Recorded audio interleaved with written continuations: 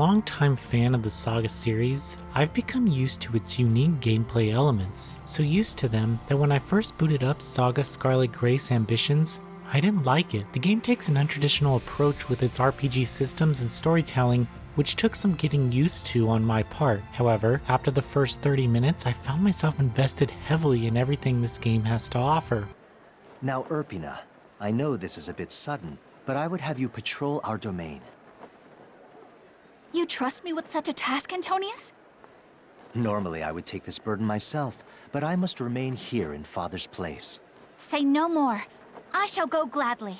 SaGa Scarlet Grace Ambitions begins by allowing the player to choose one of 4 protagonists. Each character has their own story, which will take them across a tremendous adventure that spans a semi-open world. As players roam around, key points pop up to which players can investigate. While there is a main story, the best elements are found in the events that happen while you're trying to get through the adventure. I should stress that each campaign in this game is full of substantial choices and huge plots that show depth in each of the characters, as they are each relatable and complex. However, their fates are shaped by the player, who must make some hard choices, which might mean life or death of some of the more key characters. Furthermore, each campaign will vary because the individual who joins your party will change throughout each adventure. The campaigns here are RPG storytelling gold. I felt like every hour spent during them packed in so many great moments of gameplay that I couldn't stop playing. What's even more surprising is how it does this without the need for actual dungeons or even random battles. When approaching an area on the map, players will see if there's a battle that will take place,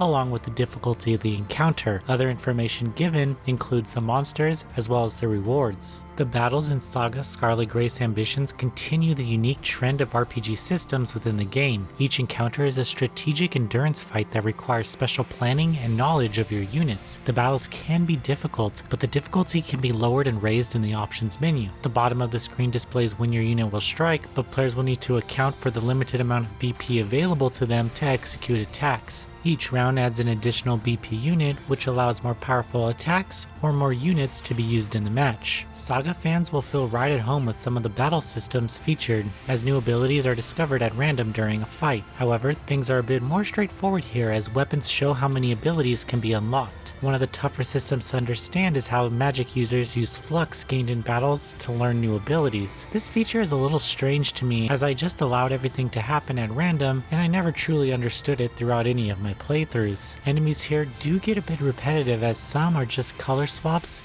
Another unconventional design choice is how players use towns. Heading to a new town is typically met with a small introduction to the smithy. Here, players can use materials gained from exploring and battles to upgrade their party's equipment. Later on in the game, players can craft unique items, but this does require a bit of time to put into the exploration. If a character has exhausted all of their LP, which is a limit to how many times they can die in battle, they'll need to be healed with materials at certain towns or wait for the required amount of battles before they can be revived. You can also grind for materials at mines that are sprinkled around the maps. SaGa Scarlet Grace Ambitions graphics are based on the PlayStation Vita version of the game. Being primarily a handheld title, expect large character illustrations and menus that take up most of the screen during battles and story scenes. While the character illustrations are well detailed, some NPC designs are used a little too much, which confuse me at times. Sound design is decent with a few standout tracks, but be aware that you'll be hearing a lot of the same songs repeated. The game also contains semi-English voice audio for some of the more essential dialogue scenes, but they aren't that impressive, such as when an older man might have the voice of a soft 20-year-old boy.